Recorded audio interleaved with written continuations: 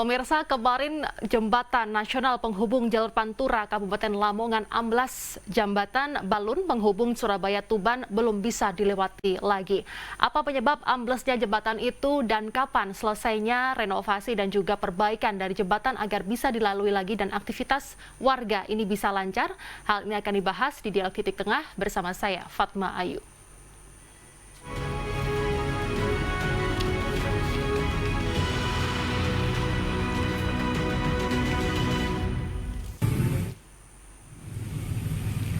Jembatan nasional penghubung jalur poros Pantura di Kabupaten Lamongan Selasa siang amblas sepanjang 25 meter dengan kedalaman 1 hingga 2 meter. Akibatnya arus lalu lintas dari dan menuju ke Kabupaten Lamongan mengalami kemacetan panjang. Jembatan Ngaglik penghubung jalur poros Pantura Kabupaten Lamongan amblas pada Selasa siang. Saat amblas, ada beberapa kendaraan berada di atasnya dan beruntung semua kendaraan bisa diselamatkan dan tidak menimbulkan korban jiwa. Menurut saksi mata, jembatan amblas sekitar pukul 2 siang. Saat kejadian, jembatan mengeluarkan suara keras hingga mengagetkan warga sekitar. Jembatan Ngaglik yang berada di jalur poros Pantura, tepatnya di Jalan Jaksa Agung Suprapto, amblas sepanjang 25 meter dengan kedalaman antara 1 hingga 2 meter. Jembatan tersebut dalam keadaan melengkung dan tidak patah, namun tidak dapat dilewati kendaraan. Akibat amblasnya jembatan, jalur poros Pantura Lamongan mengalami kemacetan panjang. Kendaraan dari Surabaya menuju Tuban dialihkan melalui jalur alternatif Pantura Diandeles dan juga lewat Jombang atau Mojokerto.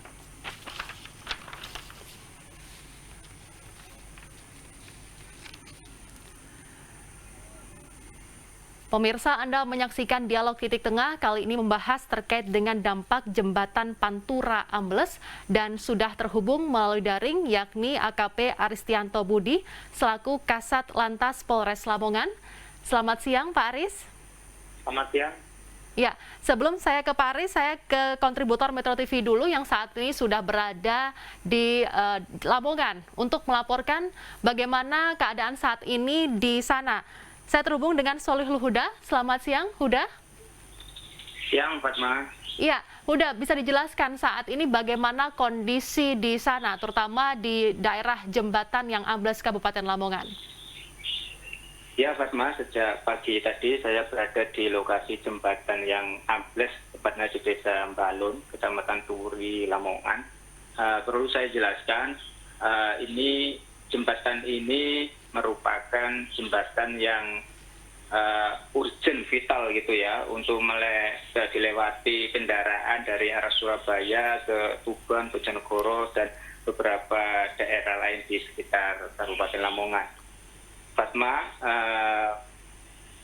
menurut pantauan ada 2 alat berat yang dikerahkan dari BPJN, Balai Besar Perbaikan Jalan Nasional, untuk melakukan pembongkaran. Ditargetkan pembongkaran ini akan dilakukan selama 3 hari, selesai. Setelah itu akan dilakukan pembangunan. Menurut informasi yang saya dapatkan dari Bupati Lamongan yang tadi pagi sempat meninjau amblesnya jembatan ini, pembongkaran ini membutuhkan 3 hari. Dan saat ini petugas dari BPJN sudah melakukan pemutusan dari besi-besi yang ditimbulkan dari jembatan ini. Bupati Lamongan menargetkan ini akan selesai dibangun pada H-10 sebelum Lebaran, atau 10 hari sebelum Lebaran, dan bisa digunakan untuk arus. Baik. Bisa diceritakan kronologis saat jembatan sebelum amblas ini seperti apa? Karena dilaporkan tidak ada korban jiwa ya dalam peristiwa tersebut. Ya, betul Fatma, tidak ada korban jiwa yang ditimbulkan dari amblesnya jembatan ini. Namun warga sempat panik karena menurut saksi mata mengeluarkan suara gitu ya yang cukup keras. Menurut saksi mata juga setelah dilewati kendaraan berat, jembatan ini mengalami ambles.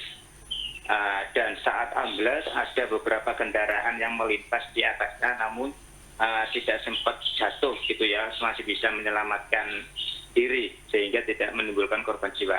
Fatma, perlu saya sampaikan berdasarkan informasi yang tadi didapatkan di lokasi. Ternyata jembatan ini awal mula dibangun sekitar tahun 1979 di bagian tengahnya.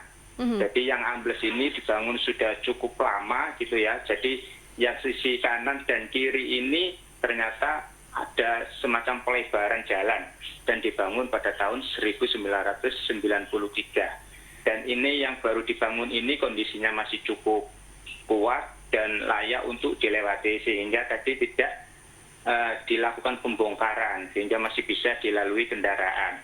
Jadi pihak kepolisian masih melakukan rekayasa pengalihan arus dan yang sudah terlanjur masuk di Kabupaten Lamongan masih bisa menggunakan satu jalur yang tidak ikut dibongkar dengan cara bergantian. Fatma. Baik, terima kasih Solihul Huda yang sudah melaporkan langsung dari Kabupaten Lamongan. Selamat bertugas kembali. Pemirsa, sesaat lagi kami akan segera kembali usai jeda. Bagaimanakah penanganan dari ambruknya atau amblasnya jembatan Lamongan? Sesaat lagi usai jeda.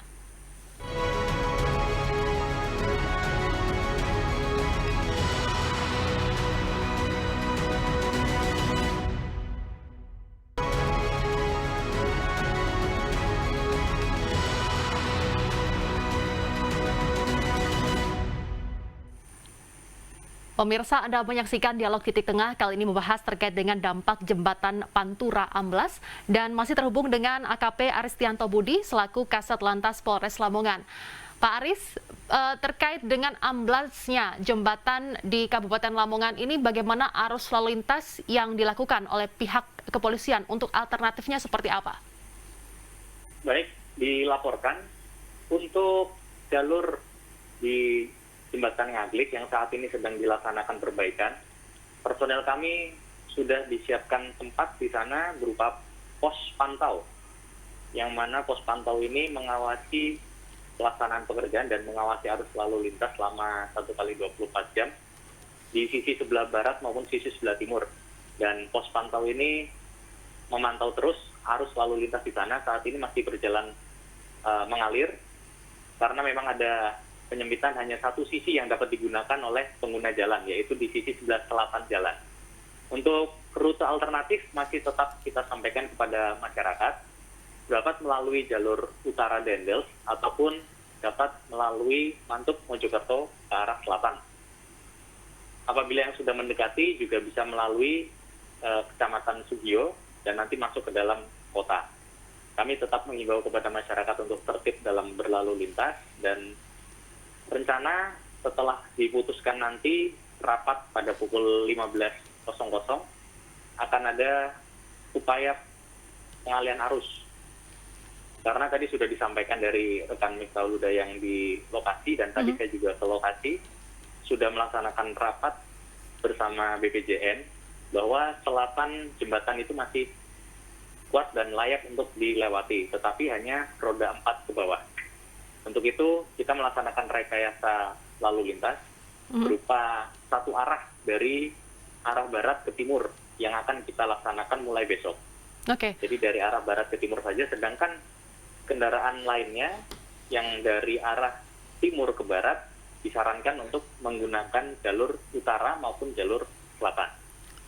Berarti dapat dipastikan masih aman ya Pak, walaupun nantinya ada rekayasa lalu lintas dan bisa dilewati namun hanya roda 4 dengan mobil yang kecil, tapi dipastikan masih aman begitu jika dilewati?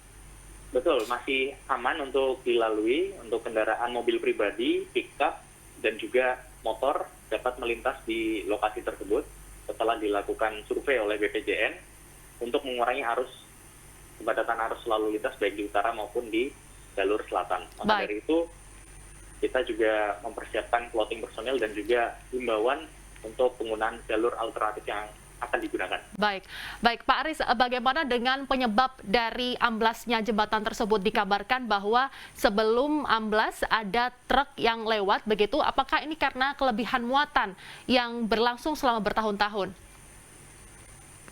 Ya, baik. Untuk saat ini kita fokus terhadap pelayanan kepada masyarakat untuk memberikan jalur yang terbaik yang dapat digunakan masyarakat. Kemudian untuk penyebab dan lain sebagainya nanti akan kita dalami lebih lanjut. Sehingga dapat dilaksanakan. Fokus kita sekarang lebih kepada pelayanan kepada masyarakat, menyiapkan dan menyiagakan personil di pos pantau tersebut, Mbak. Baik, Demikian. baik Pak Aris dan juga pemirsa, kali ini kita juga sudah terhubung dengan Pak Hita Priya Suprayitno selaku pengamat transportasi. Selamat siang Pak Hita. Selamat siang, selamat siang. Baik, Pak Hita, ini berkaitan dengan amblasnya jembatan Ngaglik di Kabupaten Lamongan, bahwa ini tidak ambruk begitu, tapi hanya turun, hanya amblas dan tidak patah di bagian tengah, namun bagian kiri dan kanannya ini masih utuh begitu. Dan di bagian tengah ini dibangun sekitar tahun 1979 dan kanan kirinya ini dibangun 1993. Bagaimana menurut Anda, apakah ini terlalu tua begitu jembatannya sehingga bisa ambruk? Bagaimana pengamatan Anda, Pak Hita? Iya. Sebetulnya jembatan itu kuat untuk 100 tahunan, katakanlah gitu, kasarnya ya, kasar. Jadi tidak terlalu tua sebetulnya. Tetapi itu ada sesuatu masalah lah ya di dalam struktur jembatan. Nah, kalau sampai jembatannya ambles begitu, masalahnya itu ada dua. Atau jembatannya kurang kuat, atau bebannya terlalu banyak. Nah, tadi jembatan tengah itu tahun 79, jembatan yang pinggir-pinggir yang masih utuh tahun 9 sekian gitu ya. Nah, kalau sampai amblas begini cuma ada dua. Atau muatannya tidak sesuai dengan rencananya paling kuat cuma 10 ton misal gitu ya. Tapi yang lewat 12 ton, ya lama-lama amblas. Nah, kalau lihat begini, kerusakannya sebetulnya parah gitu. Karena kalau sampai amblas begini, itu kalau melihat yang di sebelah kanan, yang jembatan baru, itu saya lewat beberapa kali di sini. Tapi tentu saya tidak tahu detail jembatannya ini. Ya. Ini apakah pre-stress, apakah beton bertulang, atau tidak tahu apa. Yang jelas beton. Beton cuma ada dua, beton bertulang atau beton pre-stress. Dugaan saya ini beton pre-stress. Nah, kelihatannya struktur yang baru itu sudah dibangun dengan lebih baik. Sehingga kekuatannya lebih baik dari jembatan yang lama. Sehingga kalau dilewati sekarang ini secara umum, detail harus dilihat lebih detail. Secara umum, truk-truk itu banyak yang berlebihan muatan. Ya. Sewaktu dibangun tahun 79, mungkin kelebihan muatan itu belum sehebat sekarang ini. Sehingga jembatan yang baru masih oke, karena sudah dibangun dengan kekuatan yang lebih kuat, jembatan lamanya dibangun dengan kekuatan yang lebih kecil lah, katakanlah gitu. Baik, berarti dapat diduga bahwa terjadinya amblasnya jembatan ini dikarenakan karena tidak kuat menahan beban, banyak muatan yang melintas begitu ya Pak ya? Kira-kira begitu. Baik, saya cross-check ke Pak Aris. Pak Aris, bagaimana pengawasan sendiri di jalanan sana atau di arus lalu lintas di sana? Apakah yang melewati jembatan tersebut banyak truk odol dengan muatan yang banyak dan besar begitu? Dari jalur Pantura ini di Kabupaten Lamongan memang dilintasi seluruh kendaraan yang baik kendaraan pribadi maupun kendaraan yang berat. Jadi memang ini merupakan satu perlintasan di mana kendaraan-kendaraan tersebut melintas di jalur ini, dan salah satu jalur alternatifnya hanyalah di jalur utara yang memungkinkan. Tetapi semua terfokus di lokasi jalur poros tengah kalau kita bilang di Kabupaten Lamongan ini. Oke, tapi apakah selama ini dari warga sendiri tidak pernah melakukan untuk pelaporan begitu bahwa ada ciri-ciri jembatan ini berbunyi tertentu sebelum kejadian begitu, atau mungkin bergoyang atau seperti apa? Apakah tidak ada pelaporan terkait dengan hal itu Pak selama ini? Ya, kita sudah melaksanakan survei bersama. Jadi pada awal bulan Maret kita juga sudah melaksanakan survei dan kita sudah mengirimkan hasil survei kita di mana ada jalur-jalur berlubang dan kerenggangan-kerenggangan dari jembatan-jembatan yang ada. Dan untuk hasil survei tersebut sudah kita kirimkan sesuai dengan tugas pokok kami untuk melaksanakan survei dan rekayasa jalan, dan hasil survei itu sudah kita kirimkan kepada BPJN untuk ditindaklanjuti. Terkait masalah teknis kita serahkan kepada instansi terkait dan stakeholder terkait. Baik, baik Pak Hita, bagaimana berkaitan dengan target ke depan ini nantinya dari pihak Forkopimda di Kabupaten Lamongan sendiri menargetkan ada 21 hari yang waktu untuk dipersiapkan untuk membangun kembali dan juga merenovasi jembatan tersebut untuk bisa dipakai lagi. Apakah target ini layak dan juga bisa tercapai? Hal ini akan dibahas di segmen berikutnya. Pemirsa jangan kemana-mana, kami akan segera kembali. Usai jeda.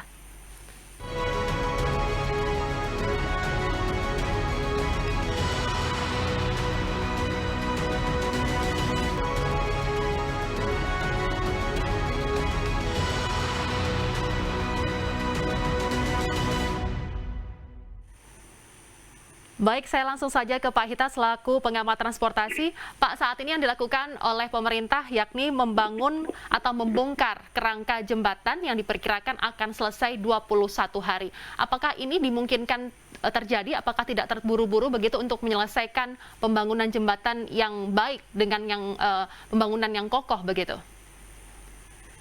Sebetulnya agak terburu-buru 21 hari, karena kalau lihat kerusakan jembatan itu kan jembatannya tidak patah gitu ya, tapi turun, ada patahnya, tapi dia turun, tidak rubuh.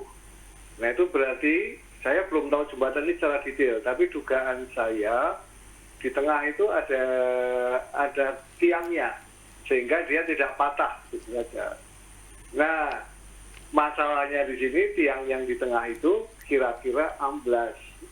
Kalau tiangnya amblas, maka tiang harus diganti dengan fondasi baru. Jadi yang harus dikerjakan adalah membuat tiang fondasi baru yang lebih kuat dengan perhitungan, kemudian baru memasang lantai jembatannya dengan balok-baloknya. Itu kalau 21 hari rasanya kok terlalu cepat, karena harus dihitung ulang, tanahnya harus dilihat lagi, kekuatan tanahnya seberapa. Jadi menurut saya agak kurang. Tapi ada satu yang penting nanti bagi kita bersama. Ini sudah jelas, ini urusannya adalah beban truk yang lewat situ terlalu besar dibanding dengan kekuatan jembatannya. Nah ini yang kita harus lebih tertib ini dalam hal ini. Okay. Karena begitu ambrol ini dia tidak runtuh gitu ya. Baik. Begitu ada masalah begini, tanya Pak Irfan, Pak Polisi. Ya. Masalahnya besar sekali, berapa hari dia harus ditutup untuk ini. Kalau yang lewat hanya kendaraan pribadi masih bisa lewat, artinya masih bisa disanggah oleh di jembatan. Itu artinya fondasinya turun, tapi masih kuat kalau dilewatiannya itu. Saran Anda Pak Hita, kalau nanti terlalu lama nanti diprotes warga, tapi terlalu cepat nanti takutnya kurang aman. Saran Anda seperti apa Pak untuk pembangunan ini agar aman dan juga terbaik dan juga kokoh begitu jembatannya? Kalau menurut saya harus dilihat ulang semuanya. Jadi kalau di tengah itu ada fondasinya harus dilihat dengan baik, tanah di dalam fondasi itu harus dilihat dengan baik. Jangan terburu-buru, karena kalau terburu-buru bisa begini lagi, repot. Begini lagi ini bukan besok, mungkin setahun, 2 tahun, 3 tahun lagi. Nah, jadi kita harus mendesain dengan beban lalu lintas yang ada saat ini. Baik. Dan itu kita bisa lihat di yang pinggir-pinggir kiri kanan, itu kan tidak ada masalah itu. Ya. Nah, berarti jembatan lama yang bermasalah. Ya. Jadi sebetulnya kita punya referensi di kiri kanan itu. Baik. Kira-kira begitu. Baik, saya ke Pak Aris. Pak Aris, apa yang saat ini tengah dilakukan oleh kepolisian dan juga pemerintah sendiri selain membangun jembatan lagi dan juga arus lalu lintas, tapi juga pengawasan untuk truk odol sendiri atau truk dengan muatan yang banyak begitu, apa yang ingin Anda sampaikan kepada kami dan juga masyarakat? Ya, baik. Dari pelaksanaan kegiatan ini, di samping kita juga memberikan edukasi kepada masyarakat untuk tertib dalam berlalu lintas, dan juga kita akan melaksanakan penutupan juga dalam rangka mempercepat pekerjaan ini. Hasil rapat tadi kita akan melaksanakan penutupan selama 3 hari, dan nanti 3 hari akan kita tutup total di lokasi tersebut dengan pengamanan-pengamanan yang kita siapkan, sehingga pekerjaan itu akan dapat cepat memberikan pelayanan lagi kepada masyarakat, bisa berjalan kembali, dan arus lalu lintas bisa kembali normal, apalagi sekarang sudah mendekati Ramadan. Jadi kita juga mengimbau pada masyarakat agar tetap bersabar. Kita berikan pelayanan terbaik dan jalur alternatif yang terbaik untuk Ya. memberikan pelayanan pada masyarakat. Semoga cepat terselesaikan dan juga kejadian ini tidak terulang kembali begitu ya. Baik, terima kasih Pak Aris dan juga Pak Hita untuk informasinya dan juga bergabung bersama kami di Dialog Titik Tengah Metro TV Jawa Timur. Sekali lagi terima kasih Bapak-Bapak. Dan pemirsa, saya Fatma Ayu pamit undur diri. Terima kasih atas kebersamaan Anda. Sampai jumpa, sehat selalu.